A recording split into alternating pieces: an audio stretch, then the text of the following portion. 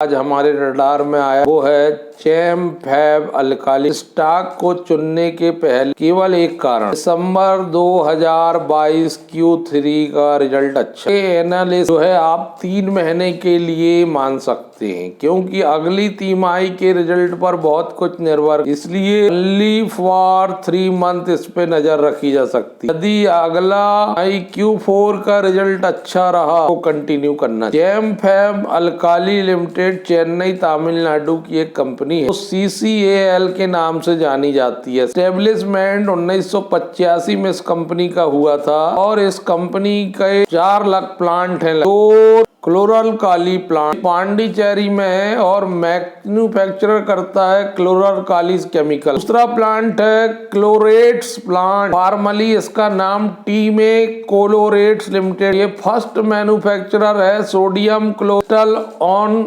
A legal scale in India, और इसका प्रयोग इलेक्ट्रोलाइसिस एंड टेक्नोलॉजी में प्रयोग किया जाता है। तीसरा है chem fab alkali salt division, Tamil Nadu में स्थित CCL पांडुचेरी से सिर्फ 30 किलोमीटर दूर नमक डिवीजन स्थित है। 2 बड़े नमक क्षेत्र हैं, विल्लुपुरम जिले में कथाडू, कांचीपुरम जिले में चुनमपेट में फैला है, और इसका क्षेत्रफल 1223 एकड़ में थाडू का और चुनमपेट का 450 एकड़ में फैला। कंपनी का चौथा PVC पाइप प्लांट है, जो जनरेशन पॉलीमर प्रोडक्ट दवाओं वाले जो पानी के लिए प्रयोग में लाए जाते हैं। ये कंपनी क्षेत्र में काम करना अभी इस कंपनी ने शुरू किया है। पाइप इस प्रकार से डिजाइन किए जाते हैं कि ये हाई प्रेशर को पानी के बर्दाश्त कर सके, इन्हें PVCO कहा जाता है। प्लास्टिक का प्रयोग होता है और प्रॉपर्टी के रूप में मेटल का प्रयोग होता है। Its property compare very well with metal.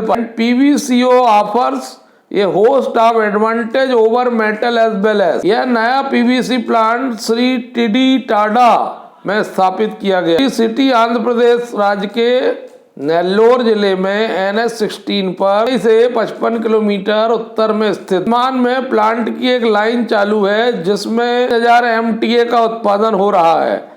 Company का उद्देश्य 6 लाइनों का विस्तार करना। कंपनी का अगर रिकॉर्ड देखा जाए, ट्रैक रिकॉर्ड, तो company weak long term fundament और -47.46 CAGR। लेकिन अगर जैसे ही आप दिसंबर तिमाही में आते हैं तो यहाँ पर कंपनी का रिजल्ट बहुत औसम देखने को मिलता है, क्योंकि यहाँ कंपनी का जो शुद्ध लाभ है वो सीधे 1368% बढ़ गया है और रिजल्ट आउटस्टैंडिंग आया है, और 3 पिछले क्वार्टर से कंपनी बहुत अच्छा रिजल्ट शो कर रही। दिसंबर 2000 तिमाही के रिजल्ट में 77.74 करोड़ के सेल्स बताए हैं, जो अब तक के हाईएस्ट, और PBDIT क्वार्टरली हाईएस्ट है 22.36। Operating profit to net sales अगर निकाला जाए तो वो हाईएस्ट आ रहा है 28। टेक्निकली बुलिश रेंज में चल रहा है। 1 महीने में ही स्टॉक ने 107 लगभग 38% का रिटर्न दे दिया। बात को ध्यान में रख के हमने ये स्टॉक को एनालिसिस करना सुनिश्चित किया। पिछले 5 दिन में भी 22% ये स्टॉक, और आज भी ये स्टॉक लगभग 6% ऊपर गए। कि दिसंबर तिमाही का रिजल्ट अच्छा है तो Q4 का रिजल्ट आने तक ये स्टॉक में बहुत हलचल देखने। रेवेन्यू आई है 77.74 करोड़, जो सितंबर 2021 में 58.71 करोड़ हुआ करती थी, जो समान तिमाही 2020 में 46.27 करोड़ हुआ। Q2Q 32.41% की वृद्धि रेवेन्यू में और ईयर टू ईयर 68% की वृद्धि देखने को मिली। प्रॉफिट बिफोर टैक्स 17.08 करोड़ आया है, जो 1.16 करोड़ हुआ करता था 2021 Q2 में।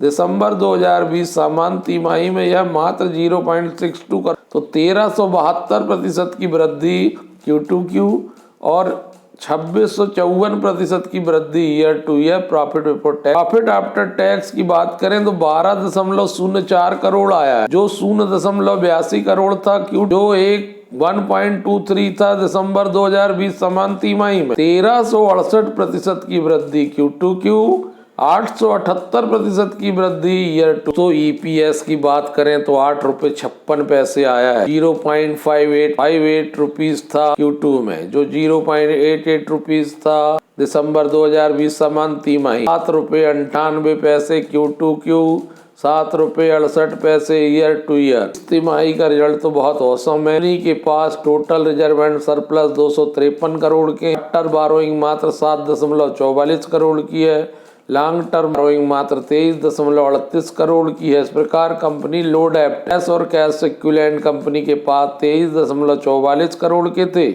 31 मार्च की स्थिति में।